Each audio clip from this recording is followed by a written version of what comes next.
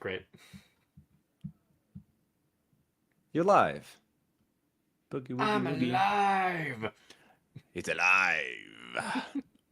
Wahahaha. Okay, I think we're good. Cool. Hi, everybody. Hi. How are Hi, we all Ben. today? Hi, Ethan. Doing good. How's your morning? Morning has been a little slow. I stayed up a little too late last night. Um, I know, I'm the worst.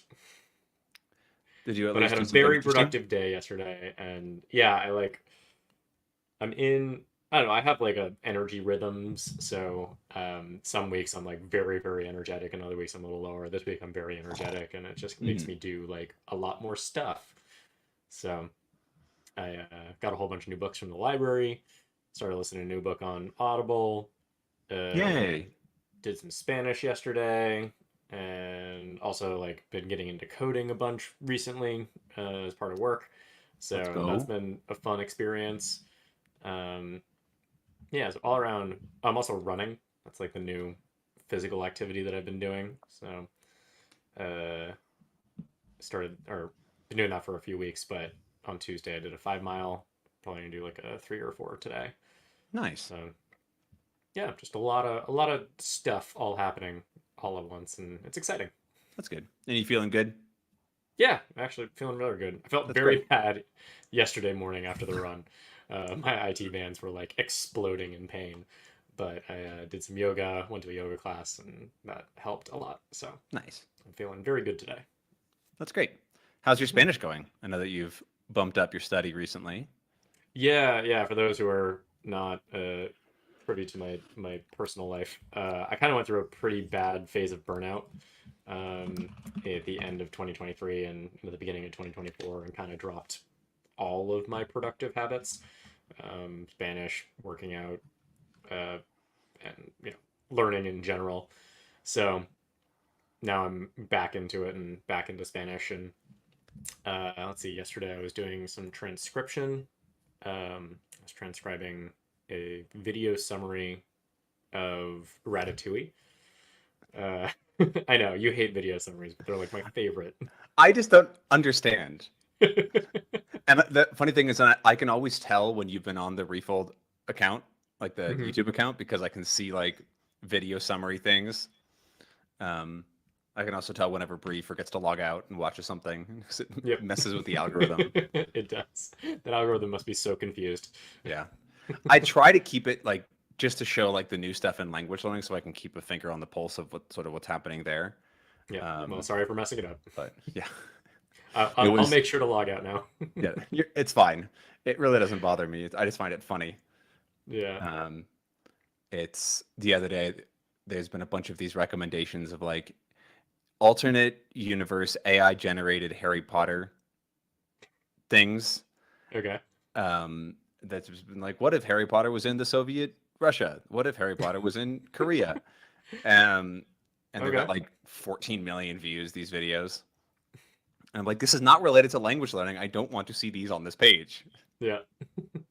But you I know don't know. It what? seems compelling. Right? Oh, I mean, are they in Russian? I don't know. I haven't watched them. I Okay. don't care. But it's funny to see them just a bunch of them. Like I Yeah. think somebody made one that got really popular, then a bunch of people were like, "Oh, I got to get on this hype train and Yeah. make all of these," because it's yeah. Anyways, Yeah. I heard Mr. Beast talking about some similar problem where he would like make a video and then the next day there would be 1,000 clones on it from all over the world. So uh-huh. that's why he started doing everything in multiple languages. Yep. I don't know if you. Sorry, I have a hair in my tooth. If Unacceptable. you've recently seen, because they now have you can't, instead of just being able to sub your videos, you can also dub them if you're in Yeah. a special program. It's only like huge channels have it. Yeah. But Luisito has been doing it, Hmm. and they do like an AI voiceover dub of his own voice speaking in various languages. And Interesting. so if you're like, and it uses the interface language of your YouTube. And so like I was recording something for a video, and like all of a sudden he was speaking in English, and I was like, "What is this?" And it's still not perfect, right? Because Yeah. especially pronunciation, and it translates things directly because it's like just an automatic system. Yeah. Um, and so like it's got some really weird pronunciations. It's called mole, just mole in English. Um, and it also like it speeds up and slows down to fit with like what he actually his sentences in Spanish.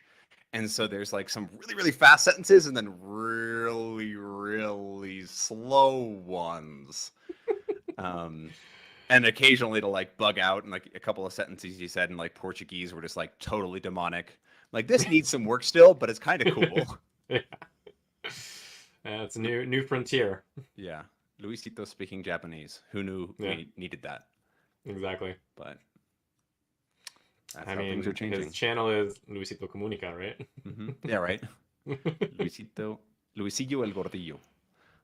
I like that one.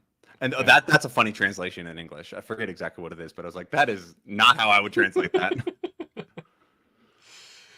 Yeah, it's always funny when apps kind of mess up translations and voices. Mhm. My Google Maps has a very strange series of problems, um, where basically every time if I'm using it to like to give me directions somewhere, Mhm. every time I put my phone to sleep or turn off the screen and turn it back on, it like changes the language. But it's not just the language. It's is I have it's either English or Spanish, but it's also the voice is either an English or Spanish voice. And so I get weird combinations like the English voice trying to speak Spanish or the Spanish voice trying to speak English. I love It's it. just like the worst accents. I like cannot understand the person. What was that? And I This, have to I like mean, turn it off and turn it back on over and over again until I get the right combo. do you have the issue as well where there's like a bunch of street names that are spelled weird? Hmm. Like everybody knows how to pronounce them because like you grew up there or whatever, but then the Hmm. bot is just like this thing, and you're like, that is not even close, my guy. Yep, totally. That happens in Portland a lot. Yeah. Um, cool. Anyways, we are 5 minutes into the stream. We should probably get to some questions and answers. I don't know. We Um, could keep screwing around. just shoot the shit for an hour and then answer a Just like single question and call it a Q and exactly. A stream. Yep. QA stream. No, Q and yeah. I guess it is question and answer. It Right? It is. doesn't necessarily be questions and answers. Um, Q's and anyways, A's. Q's and A's. Let's do the Q's and A's and P's and Q's. P's and carrots. What is it? No, it is P's and Q's. I don't know. Just start. I don't know. Okay. How do I maximize my time studying in a foreign country? So this person asks, this is from Entire Twix. What should I do to get the most out of my 1 month stay in Germany this July? They don't have more context, so I'm not actually sure if they're studying something or if they're like going to classes, but they're going to be in their target language country for a single month. What is the Sure. best way to use that? Yeah, I think it depends. If you're studying at a school, that is different than if you're just going to the country to travel. Um, if you are going and studying at a school, just throw yourself into the school. Don't worry too much about trying to like maximize all of the Refold recommendations. You're there, participate with the people that you're engaging with. And that's true even if you're not in the school, like participate with people you're engaging with and don't worry too much about trying to study. I think a lot of folks get into a foreign country and think that they need to maintain all of their same study habits. And the reality is you're going to have a lot more fun if you just go out and meet people and like talk to people in German. Um, I'm not sure what stage this person is at. They may or may not feel comfortable talking to it, but I would still throw yourself into that environment just because it causes your brain to think differently. One thing that I would recommend is just surrounding yourself with German people. One of the issues that I've had in the past is if I'm at a hostel, most of the people there speak English, um, or other languages. And so if it's not the native language, then it's hard to actually like wrap yourself in it or immerse yourself in it. So find opportunities to spend time with Germans, whether that is, go on couch surfing and try and find somebody who wants to act as your guide to Germany, or you might even be able to stay with them. Couchsurfing.org.com. Great site for just like meeting locals. They are usually happy to show you around, give you tips. Often, like, will let you stay with them. and you'll get a much better German experience out of that than if you're in a hostel with a bunch of travelers. Mhm. There's Yeah, it definitely depends, like Ethan said, on what you're doing. If you're going just to be there for a month, the world is sort of your oyster, but it's also yours to uh, ignore. It's pretty easy to get homesick and just like be on your phone the entire time, stay at wherever you're staying, and just not leave. And so don't do that. And instead, force yourself to go out, maybe go to events, I don't know, go dancing, go play board games. Anything where there's going to be local people like just living their normal lives is a great way to find people to connect with. Like Ethan said, try something like couch surfing, or actually, what I did when I was in Germany for a couple months many years ago was use Workaway, which is a pretty simple, you exchange some work around the house essentially to stay with somebody for a couple weeks. And I had good experiences with that and stayed in some very random parts of Germany, which was fun. And actually, on that trip, what I did before that was go to a German course in Berlin for, I think it was a month of an intensive course. And sort of like Ethan hinted at, I would recommend not really focusing too much on like getting a good grade or necessarily passing, but instead trying to do as much as you can in German in this case. So whenever you get an assignment, really dive into it, right? Try to have fun with it and be creative with the language, because a lot of other people are going to be approaching it in a more mathematical way, especially with German. And so trying to avoid that problem and have fun with the language in the language is great. And then connect with the other learners. If there aren't a ton of Germans there, right, connect with the learners and speak German with them. Find the ones that don't have great English and talk to them in German, and that sort of thing, and make friends and have a good time, because you also don't want to like regret your month in Germany later on, being like, I just was too worried about studying and getting things right, and I didn't actually have a fun time. And so that's what I would recommend personally, Yeah. having done that. But it is going to Yeah. be a little bit of forcing yourself into these social situations to have fun with the language and connect with it, and have a good time. Yeah. I think two other notes. One is that if you are in the cities, you're likely going to run into Germans who have much better English than your German. Whereas if you go outside of the cities, you'll likely find people who only speak German, and don't have English. And so you'll be forced to. And there's a lot of cool small towns in Germany that you can go and visit, where you can actually find those people and sort of spend time with them. Um, and then, oh, blinked on the second one. Never mind. Don't know what I was Um, going to say. a small tip that came to mind is like something like going to specific hiking trails or spots or whatever, if you can find a friend to do it with, ideally, can lead you out into random parts. Especially in Germany, has a ton of natural like water springs, and they have like really detailed maps of them all over the country, and so you can find some cool springs to go to if you have some extra time, and learn some history of the country and explore some places, go to some super random out of the way restaurants and just chat with the local hosts there, see if you can get in on a local Stammtisch or something like that, and chat with the old men. So just have fun, I Yeah, guess. yeah, Yeah. totally. The other thing that I just remembered is that when you're trying to immerse at home, there's no natural reason for you to be immersing. It's purely out of your own desire. Whereas when you're in an immersive environment like that, because you're being exposed to German all the time in a situation in which you need to understand, your brain will prioritize the language, and you will probably find yourself going to look things up and study things anyway just to help you in your day-to-day life, not because you want to, but because it's a need. So really capitalize on that motivation, look for that motivation, and use it to guide your studying. Don't worry too much about like, oh, I haven't finished the DE1K, so I need to like keep doing new cards with that. It's like, no, like learn the words that are coming up in conversation that are going to be most relevant to you in your travels. Real If life you sentence mining. real life sentence mining, exactly. Don't worry about trying to like maintain whatever study habits you had at home. I would probably just cancel new cards and just do reviews in the meantime on Anki just to keep up with that. Um, and then look for new words in your day to day life and experience. Exactly. Totally agree. And have fun. Yes, Sounds have like you're fun. going to have a great time in July in Germany. And we'd love to hear how it goes on your return. Upon your return? When you return. Whatever. Thank you for your question, Entire Twix. Is entire Twix both Twix bars? I don't know. Or maybe it's the entire left one. Or entire right one? I I don't don't know. I don't eat Twix. know. Yeah, answer They're that. so good. That Frozen is our Twix are question for you. amazing. Frozen Twix. Yeah. I don't really eat candy though. Like I'll eat chocolate or gummy worms is like my entire candy intake. Those are both candy.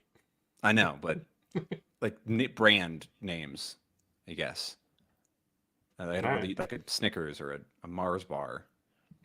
Maybe we should try a frozen Twix though. It sounds good. Yeah. I've recently been eating Unreal candy, which is like all natural, real sugar, not high fructose corn syrup. Definitely more expensive, but it's pretty good. Unreal? It's called Unreal. But why wouldn't it be real? If it's real It's a play on ingredients. words, Ben. Oh, okay. It's unreal how good it is. Oh, okay. Cool. Speaking of Unreal, we have another question here from. Oh, where is it? Who asked this? Terrible transition. Meow. What do you mean? It's a great transition. Fine. Speaking of Unreal, is early pronunciation practice worth it? This is a very long question, so I'm going to read as much as I need for us to get the gist, because I don't want to go too far into it. But they say, hello. I wanted to ask why there was a reluctance to practice pronunciation from the start. The obvious reason might be to develop your ears because they're not trained enough, and they could develop bad pronunciation habits. However, I've had a different experience. I'm learning French, and I've started mimicking words and sentences from day one. And I've gotten praise from native speakers about how I can make my R sounds, because, of course, R sounds are always weird in languages. Then I was taking a couple of private lessons and watching Netflix series with subtitles in French, and I noticed some words that I'd practice and became more familiar with the sentences and was able to adjust my pronunciation. And they have a list here of like reasons why they think this is a good thing to do, and they wonder what our take is on doing pronunciation practice early. I very much agree that immersion from day one is very good, especially with subtitles. But I want to know if there is benefit to practicing pronunciation at the beginning if done correctly. Yeah, so there's differing opinions on the importance of early pronunciation practice. There are some people in the community who feel you should be doing it from day one because it helps you to refine your listening ability. There are other folks who think it should be after you've like had some experience with the language and learn to hear the sounds of the language. And I think there's a misconception that we don't advocate for pronunciation practice till, or we say don't do pronunciation practice until later. That's actually not part of our system. We actually introduce pronunciation practice internally much, much earlier in the process than I think most people realize. And I don't think there's that much harm in doing it earlier. And there could even be benefit, but the challenge is whether you can accurately hear the sounds of the language that you are trying to produce. So if you get into a habit of, oh, I hear a word and I try and repeat it, but you don't do the work of trying to compare the two, of recording yourself and seeing if it actually sounds the same, then our brains are not actually very good at reproducing sound just from like call and response, but we're very good at hearing the differences between two sounds. And so if you're just doing the call and response, you're likely not hearing it properly and likely not producing it correctly. But if you record yourself and then compare the two, you can hear the results and you can actually improve that over time. So there is, you can definitely get a lot of value in you improving your hearing and also your pronunciation early on if you do that more intensive comparison. The other reason that we don't really recommend it early on is because a lot of the tools for pronunciation practice kind of suck. Like the one that's most common for English learners is Elsa Speak. And we've had several natives try it out and sort of see what happens, and natives usually get rated at like 80% pronunciation correctness. So there's definitely some problems there, and I've seen the same issues with other tools as well, where their pronunciation trainers aren't actually that good. So I Mhm. haven't seen a specific tool out there that is like really, really powerful for it or really, really exact for it. So that's one of the reasons we don't really recommend that early on before you can hear the sounds. Yeah, I think there's two general, or maybe even three assumptions that if they're all good, then their pronunciation could be very much worth it. Or I guess there's more too. One is if you have like sort of a natural inclination to accents and being able to hear these things. Because somebody who's learning their very first foreign language, they don't really have much experience with sounds and that sort of thing. They very likely are not going to be able to do good early pronunciation practice. They just don't have the skills yet. They don't have the hearing unless they're maybe a musician or they do have background in phonetics or that sort of thing. But there is a big skill that you develop, like working with sounds, to help you hear new ones. It is a thing that you have to learn. And so if you're good at that, then it can be useful. And then the other thing is that way of practicing can be also a huge barrier because if you have to go out of your way to create your own workflow to practice pronunciation well, it can be really difficult to do for a regular learner, especially if it's their first foreign language, that sort of thing. If you've already been learning for a while and it's like your second language, third language, yeah, you're probably going to be totally fine and do well. But you also have this huge advantage. So you're not really starting from zero since there's this meta language learning thing that you already have. And the other thing is that I also want to clarify is that pronunciation practice is not output. When we talk about like early output, we're not really referring to mimicking or just repeating after words or practicing pronunciation. We're talking about trying to put your thoughts into new sentences to express ideas and do that sort of mental work. Just repeating sounds and words and pronunciations can be a very helpful thing, but it's not output. And so it can be pretty easy to think of, oh, output early is not helpful, so pronunciation early is also not helpful. But those aren't really the same thing. Um, so, I guess to summarize the answer, yes, it can absolutely be worth it, but there are reasons why it might not be, which is why we recommend it a little bit later than day one, but also still relatively early in the process. Yeah, I mean, there's so many aspects to language learning that, in my opinion, are more foundational.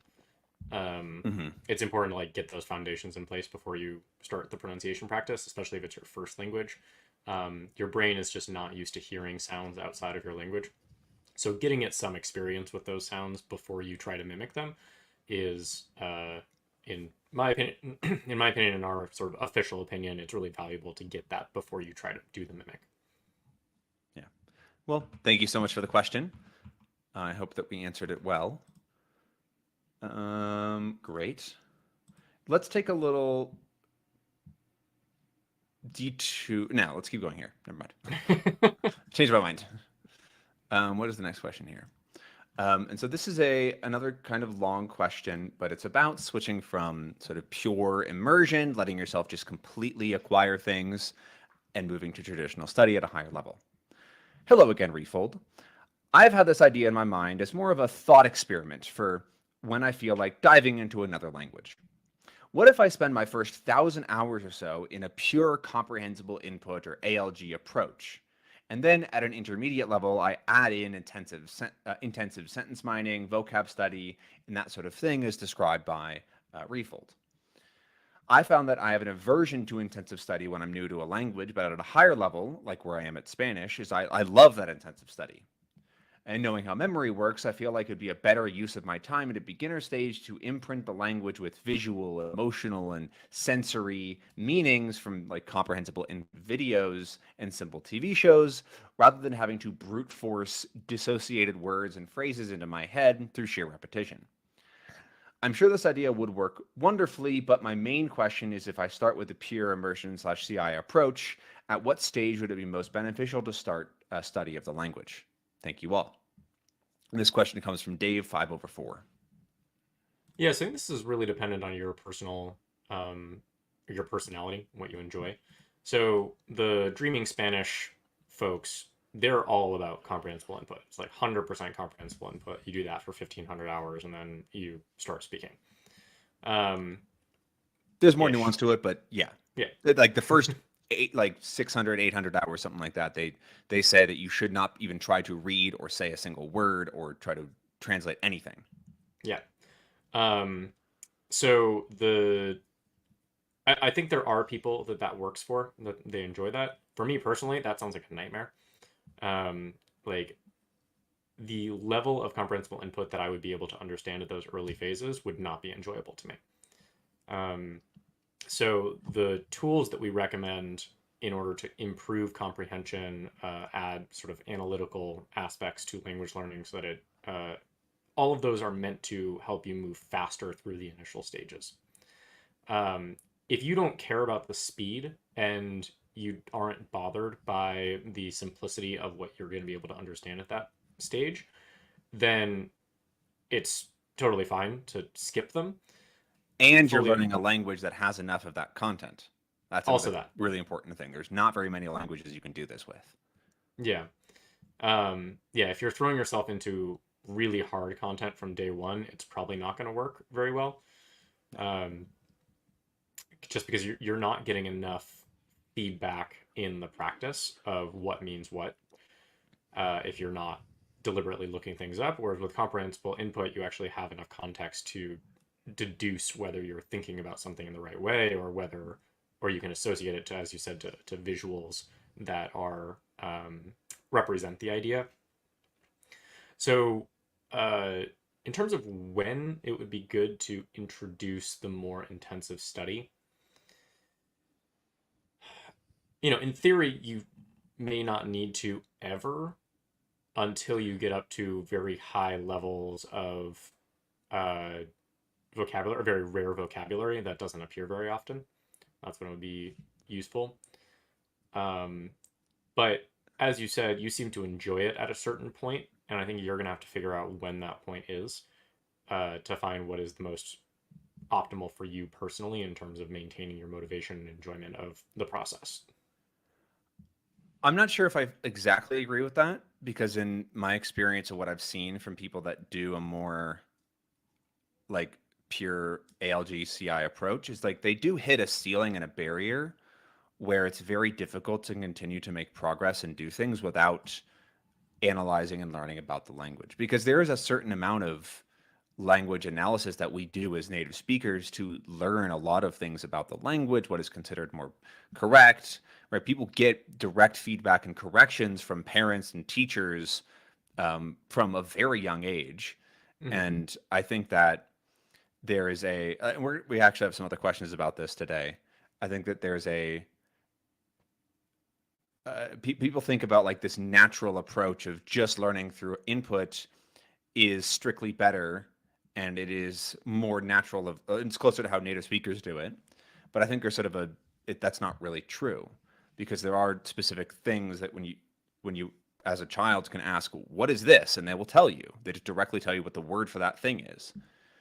Or if you make a mistake with your understanding of something, somebody will very quickly correct you, but you don't have that in a video CI setting. You can't say to somebody, hey, what is this? And they can't tell you, oh, that's an orange. And you go, oh, I thought that was the orange. I heard what you said, but I didn't realize what was what. I just heard that that was a word. And so that feedback is very, very powerful if you can have it. And there are some schools that do that sort of thing, and you can learn directly with a native speaker. But again, very limited in what languages there are, where you can do it, how much it costs, all these different things. And so I think that there's a really, really good argument, and I kind of think that that's the argument that we're making as Refold is that you should be doing them both from the very beginning. You should be doing things where you're able to understand without any lookups and just use the things that you have in your head to solidify them and build up this natural instinct for the language, but you also should be able to look up words and understand how the language functions to better understand what you're then hearing in the other context. And it creates this feedback loop that feeds itself to create a much faster and better, understanding of the language than we can do naturally. Yeah, I mean, I think the core concept here is feedback. Um, and that feedback can be internal or not internal, but it can be based on the context. Like if you imagine a word means something and then you hear it in a different context, your brain can deduce that you didn't have a complete picture of that word, or maybe you had the wrong definition. And so you Mhm. can give yourself feedback in that position or in that situation. In what all of these other tools are doing is they're providing external feedback so that you can correct yourself outside of your level of competency in the language. And if you're a child working with a parent or a teacher, or you're a student working with a teacher, they provide that external feedback instead of the tools. But the key is that the feedback is necessary at all different points. It just needs to come, and it doesn't really matter where it comes from. You just need to make sure that you're getting it. And so Yeah. if you have access to a native speaker who can correct you constantly, then like that is appropriate feedback. If you're using comprehensible input with enough visual context or enough um, surrounding context that it can provide you with enough information that you can give yourself that feedback, that also works. But if you're in a situation in which you're not getting that feedback from either a native speaker or from the available context, then it's you have to rely on tools in order to give you that feedback. I have a specific example even. Um, in so as I was learning Czech, I came across this very common word, meet, which is to have. It means to have. Um, and then I suddenly came across it in a context where that didn't make any sense. I was like, that doesn't fit. Like to have a thing physically, not like to have to. I was like, okay, if I maybe guess then, like in English and in Spanish, it's also can be like an auxiliary verb of like you need to do something, you have to do something. And so I was like, maybe it's that. But then I looked it up, and it's not. It's like you should do something, which is different from to have to do something. Um, and that I was able to resolve in 10 seconds of a little bit of thought and a look up, rather than having to guess for a couple hundred hours and start to realize, oh, it's not something you have to do; it's something you should do. If I had like the feedback of like being able to ask a question and go back and forth and like see what the actual result is, that would be pretty easy to figure out. But also because things are pre-recorded and there's certain scenarios that happen in TV and movies and CI videos, it's a lot harder to get that like trial and response thing in like what a word means, because you always see it in this certain context, right? You don't see the alternate uses of it because it just gets used like that sort of thing. Mm-hmm. And so things like that is, I think, are a really good example of how tools and just a little bit of active study can drastically increase the efficiency of like acquisition and immersion. Why don't we hop into a similar question? Thank you very much. I hope that we kind of answered it. I know it wasn't a great specific answer to your question, but I hope that that conversation is helpful. And let's jump into a question about grammar study, because Jamie asks, is studying grammar inevitable? Another pretty long question, so I'm going to summarize it. But they're asking if it is truly essential to study grammar if you want to speak a language well. So beyond a to B2-ish level, beyond just basic conversations. And if you've only learned through input is the sort of caveat here. If you've only learned through input, do you have to study grammar at some point? Do you need to study grammar in order to not directly translate things and to learn about these nuances and that kind of thing? They give an example of you could directly translate like can I have a XYZ in like a restaurant into Spanish and say which doesn't really it technically functions it does, but that's not what people say. But and like the direct translation of what you would say is sounds kind of rude in English, um, and that kind of thing. And so is it required to go through and study this example isn't really like studying grammar, but it's like Yeah, a it's not use. really a grammar Yeah. thing. But I think the question actually applies to study in general, which is why I'm bringing it up after this next one. Is it inevitable? Do you have to do it in order to reach a high level of fluency in the language? I mean, in the example that they give, that's something that you can pick up through context if you've just been in that situation enough. Like I made that same mistake when I went to South America and I went to the bar and said, "Can I have a beer?" and they like looked at me kind of weird. And then the person next to me was like, "Dame un cerveza." It's like, okay, sure, that's a little bit more direct. Um, all of those programs that taught me to say "quisiera tener una cerveza" is like, okay, that's way too Jesus. formal. Yeah, don't say that. Yeah. Um, Who will laugh so at I you? think that there's a I'll laugh level of at like you. yeah, I laugh at myself now. Yeah. There's a level of formality that you pick up through context. Um, so I don't think you need to like strictly study like that kind of thing. But if you're talking about higher levels of CEFR, C1, C2, that's a level of grammar that a native speaker doesn't actually get in their day-to-day life unless they studied it in school. Um, I've spoken to, we have a lot of Spanish customers, and um, a lot of them don't have great Spanish grammar in their writing. And I don't know if it's just because they choose not to, because they just don't feel like it, or because they actually don't have that grammar. But I've also spoken to a lot of English writers who have terrible grammar. I mean, not to throw this person under the bus, but like what they wrote could be structured more like grammatically correctly. It's understandable if I read it aloud. It's like it sounds like they're speaking to me, but it does not look like a written English text.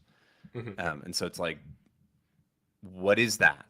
Is that C2? Is that not? Like obviously they're a fluent English speaker, Mm-hmm. and so there's like this kind of big question of what is high level fluency in your mind? What is your actual goal beyond just like to be fluent? Yeah. And I think grammar is a very strict rule set for a language of what is considered correct. In reality, the language does not abide by that. Most people speaking or writing don't abide by the strict rules of grammar. There are constant grammar mistakes. I make mistakes in English all the time, and I use a grammar checker to fix it. So if your goal is to have 100% perfect grammar according to the whatever academic institution has laid down the rules of grammar, yeah, you kind of need to study it. Um, I was if you you're, don't even kind of you need to study it. yeah, you Yeah. 100% need to study it. It doesn't matter Don't if you're a native or not. don't beat around the bush. You need to study it. Yeah. Um, so in that way, yes, if that is your goal, then it is inevitable. If you're trying to pass the CFR C2, yes, definitely study grammar because they care about it. Um, if you are trying to sound native in conversation, natives use incorrect grammar constantly. So studying it can be helpful just for like understanding the structure of the language, but it's not something that is required in order to speak. I still think that there is if you want to have like a high level of fluency, there is a requirement to focus on the language and study it.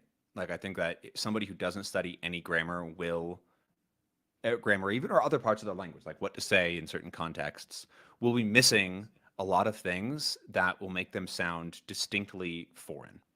Like if we assume that somehow somebody has a perfect accent, absolutely flawless in how they pronounce things and their rhythm and everything, they will still have weird grammar or vocab or like these things that they just don't have unless they get 5 to 10 years of really solid in-country input in a language. And so I do think there's a requirement there because most people are not going to get that, and that's just how it's going to be. And so Yeah. if you want to more quickly, so not within 10 years of 10,000 hours of immersion, get to a high level of comprehension where where you use things naturally in the ways that native speakers would, you do have to study them. You will not just pick them up all through 2,000 hours of input, regardless of the language. Yeah, I mean, I think there's a distinction there between studying the language versus studying the grammar. Like going back to like Ajat and Katz, he had this premise that grammar is flat, where what we often do with grammar is we look for patterns that apply across different uh, things. And his Mm-hmm. premise was no, every sentence and every conjugation is its own word and needs to be studied and practiced independently. Don't think about them in terms of, oh, there's this root word and then all of these derived conjugations. Think about every single conjugation as its own word and sentence mine that specific conjugation repeatedly so that you can get experience with every single one of them as it's being used and the way that it's used in context. And I do think that that's sort of an alternative to studying grammar, where you just study the language as though it is flat. Hmm. But it's still Yeah, more of study. right. I think that's closer than like there's pure patterns that can be boiled down to 10 pages. But there is a certain amount of like where a native speaker can create a new thing that's never been said before, or they can create new words, for example, that follow certain patterns.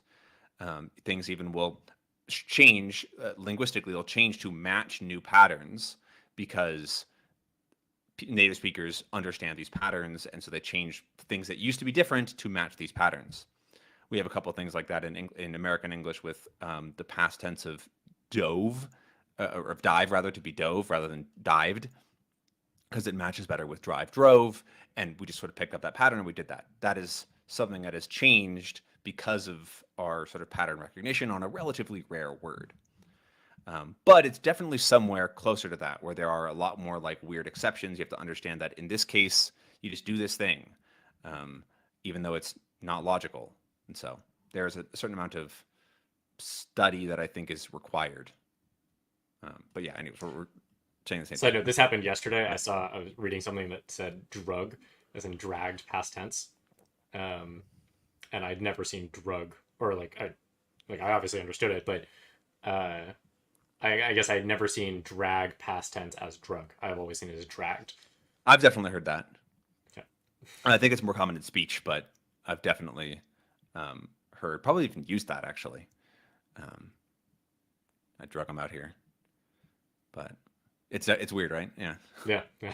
Um, anyways, thank you for the question.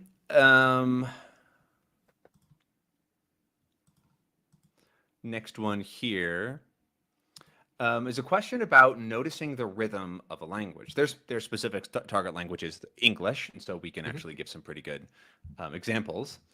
But they're looking for ways to start hearing and noticing the rhythm and intonation of the actual language.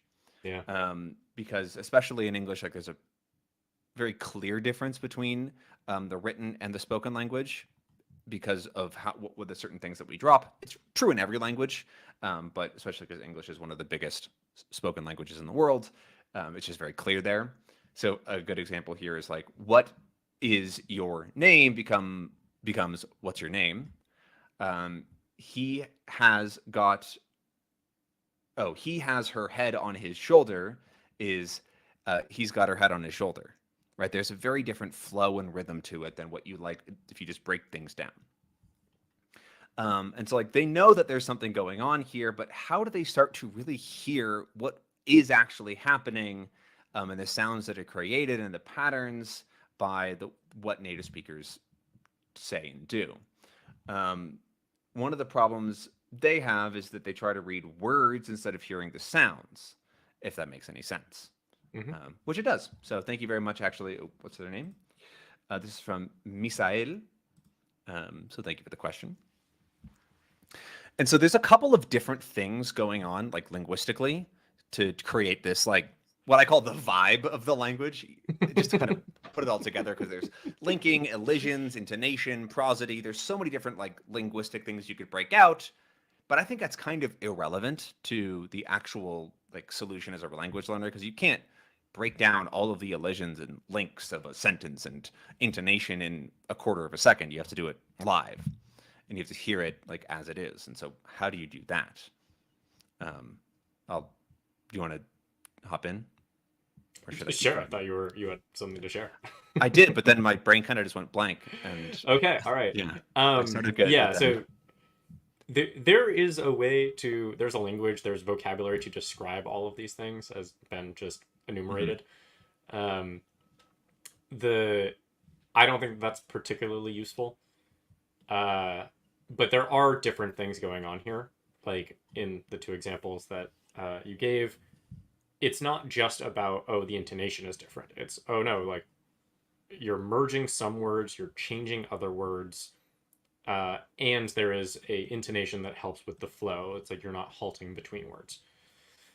And I think, at least the way that I originally understood the question, I was more thinking about the halting as the major question that they're asking of how do you understand how the words flow into each other in natural speech.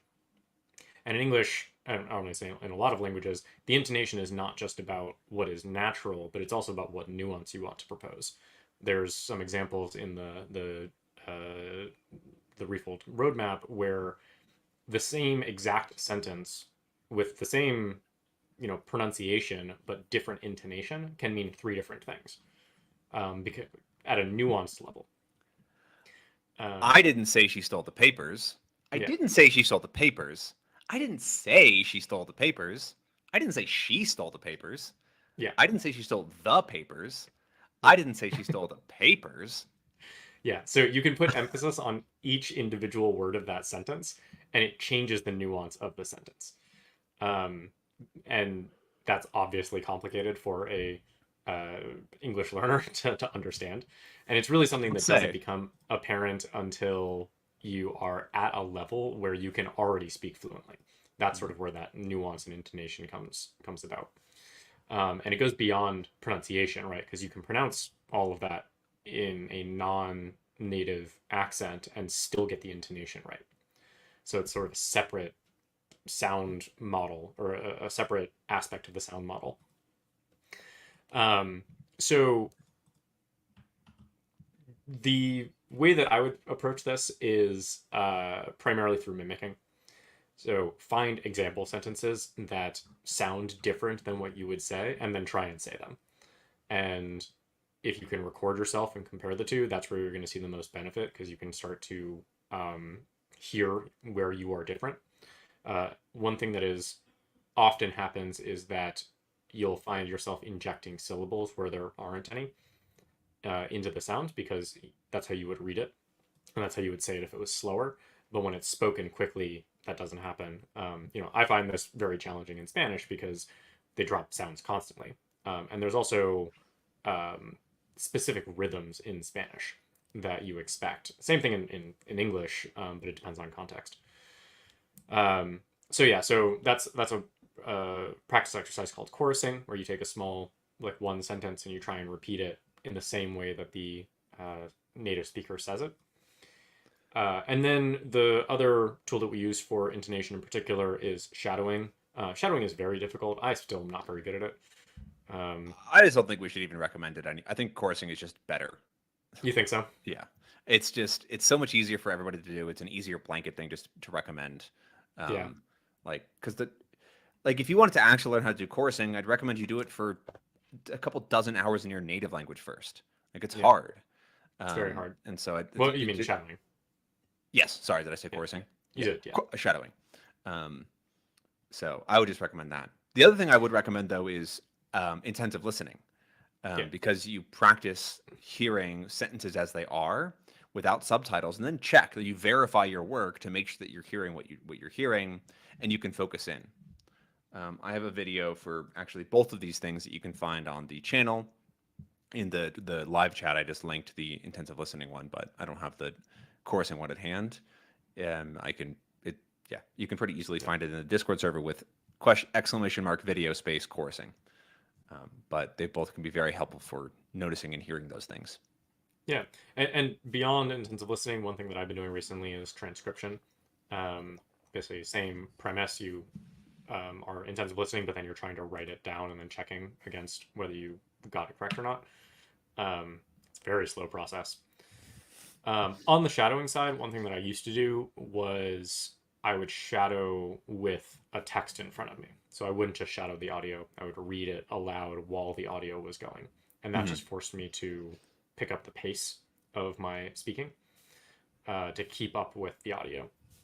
And, sometimes you lose it and come back, but it doesn't require shadowing. The top level of shadowing where you are listening and repeating back at the same time is so difficult at something I can't do in English.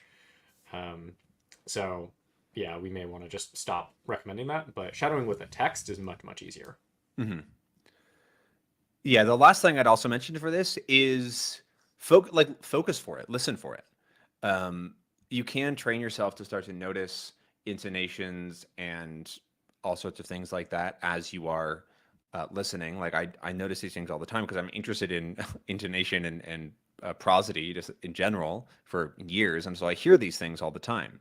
It takes some time to train yourself to like actually hear how people speak, but it can be a really good way to start to realize and notice these things, and then you start to mimic them, and you realize, oh, I can kind of tell why this person has such um, a clear voice, not clear voice, like memorable voice, or those sorts of things can be really helpful for sort of just picking up on this, is to learn about it.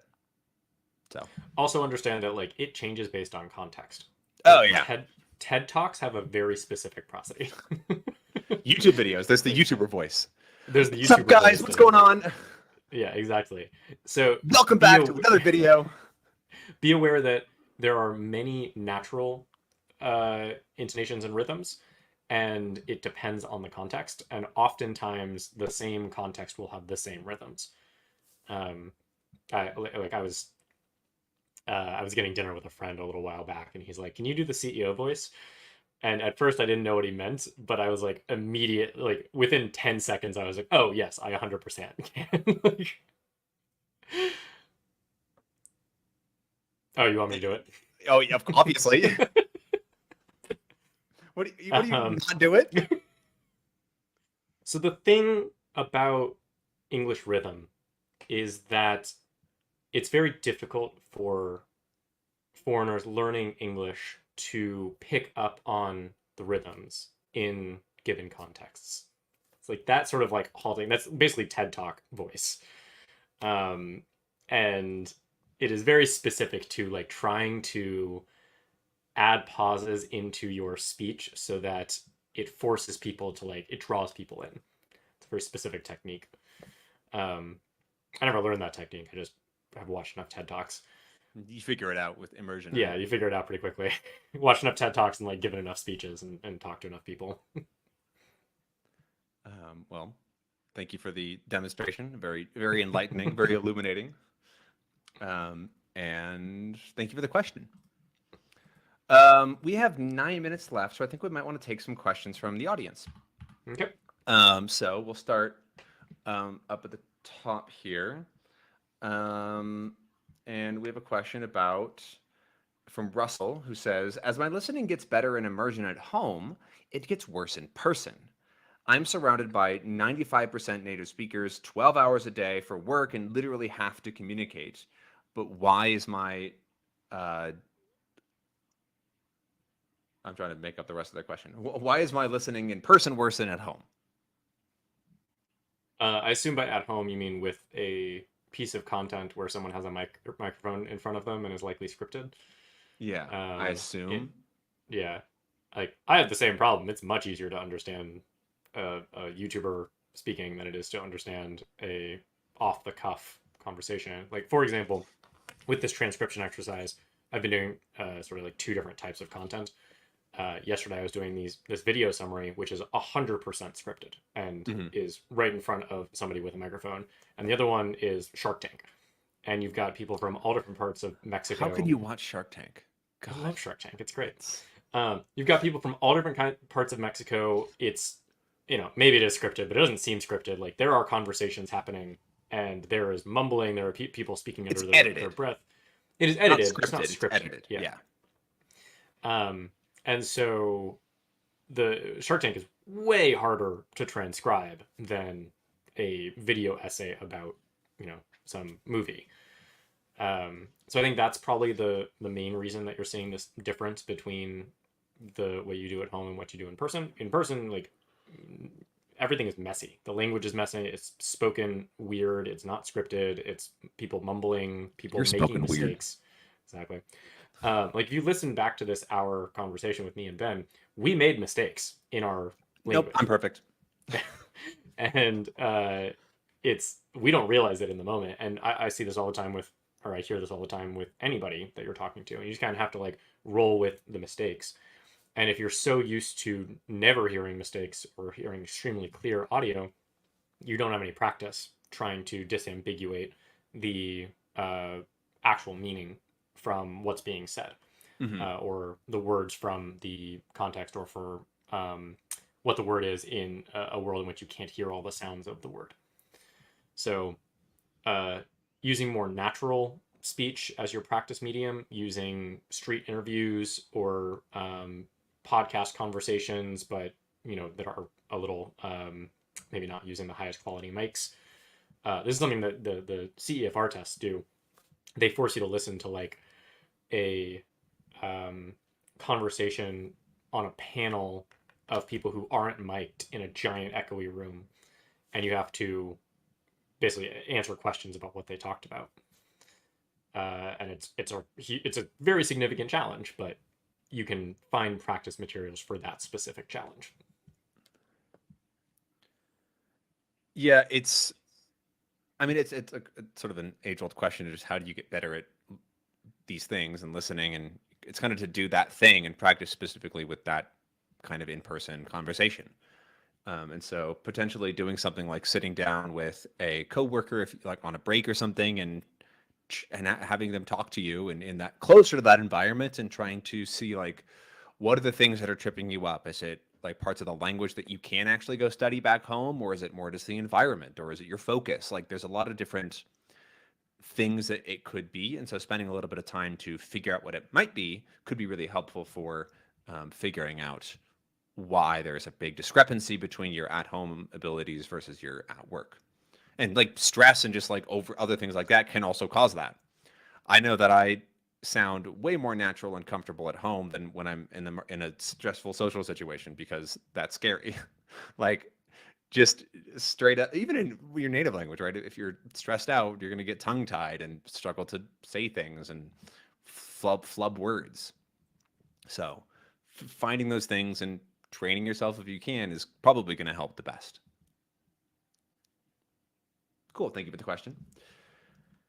Another one here is if somebody doesn't care about scripted content, but they're not learning the language for TV shows or movies, and they want to focus on like the real life language, like potentially if they want to move to live in that country, that sort of thing.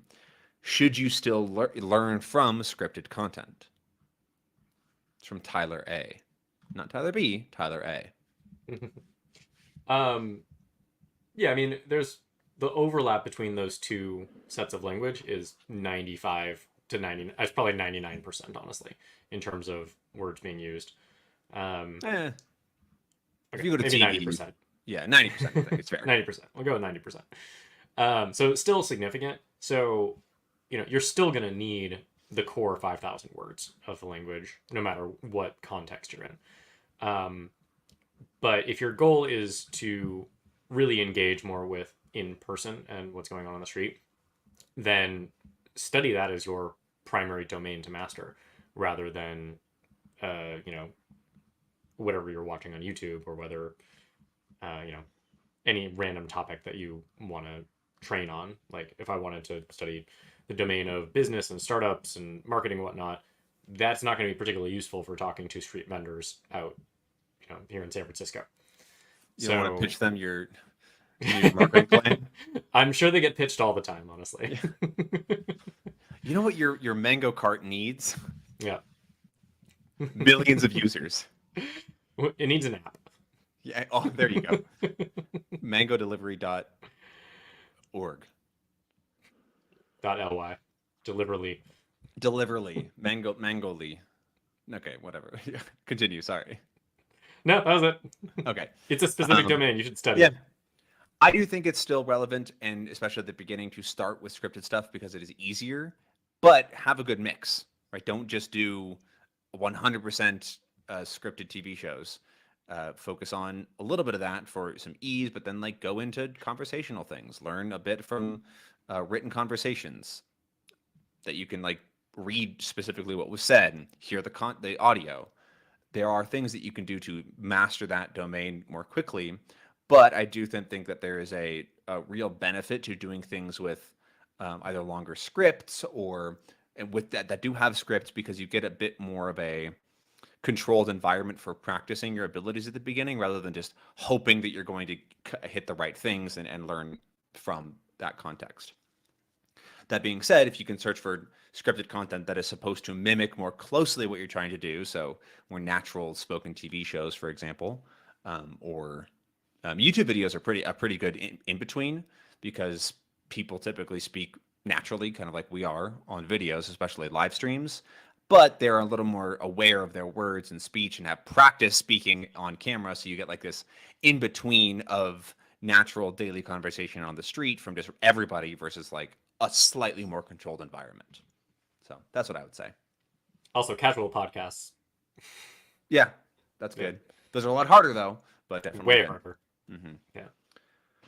Last question comes from Mr. Juice Gamer. Can language learning be fun? Yes.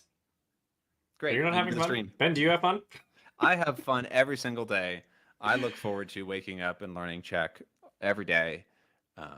And You don't sound I very still have fun with excited. Spanish. Yeah. No, I mean, I think, like, as I had mentioned earlier in the live stream, like, I burned out really hard for a couple months. And yeah, Spanish was not fun during that time frame. Nothing was fun, honestly. It was really sad. The key is to find the thing that is actually fun for you, that is interesting to you, that will keep you engaged. And the if you're in the early phases, you can make it fun by creating games out of it and not holding yourself to a ridiculously high standard. Later on, when you're at a level where you can speak, you can make it fun by just going and speaking and talking to people and not stressing too much about trying to be perfect. So really understand why you're not having fun with it, and then fix that, rather than abandoning it entirely or just forcing yourself through it. Yes, language learning takes a lot of effort. Yes, it's a challenge.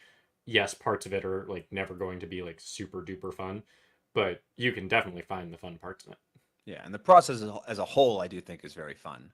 Yeah. There's some. Have you ever heard of type 2 fun? Where Yeah. like in the moment it's not super fun, but afterwards you're like, yeah, I'm really glad I did that. That was great. Mm-hmm. So thinking about it like that. But then the other thing that I'd say is that you will not have fun if you're not consistent with it. Yeah. If you're just trying to like have fun on a Sunday, like you can't go to the park and kick around a soccer ball despite having not practiced for a decade. You can have fun with that. I think I confused about what I'm trying to say. If you go to the park and kick around a soccer ball with friends after not having practiced for a decade, that can still be a great amount of fun. You can't jump into French for an hour one Sunday and expect to have a good time. You're going to be confused, you're going to miss things, and it's probably not going to be fun. And so kind of realizing that and saying that in order to have fun, I do have to put some time into it, can be a little bit difficult, but it can also help you realize maybe why you're not having fun and what's difficult about the process. Because once you put, sorry, go ahead.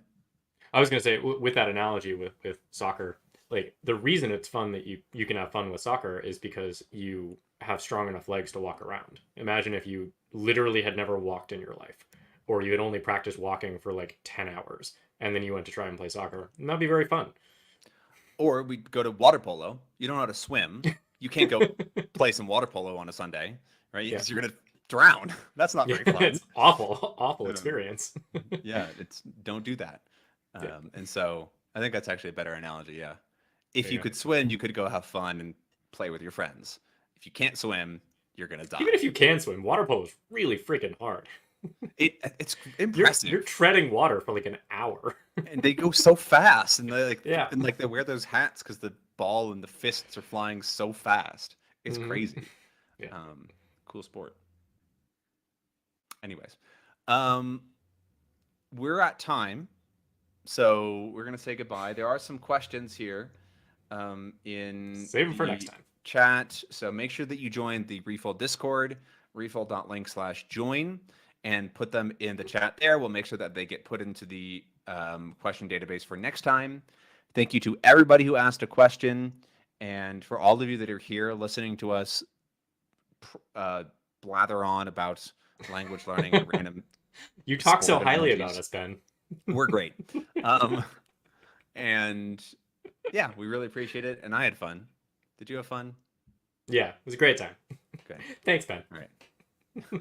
Thanks, everybody attending live. Bye, everybody. See you next time. Bye.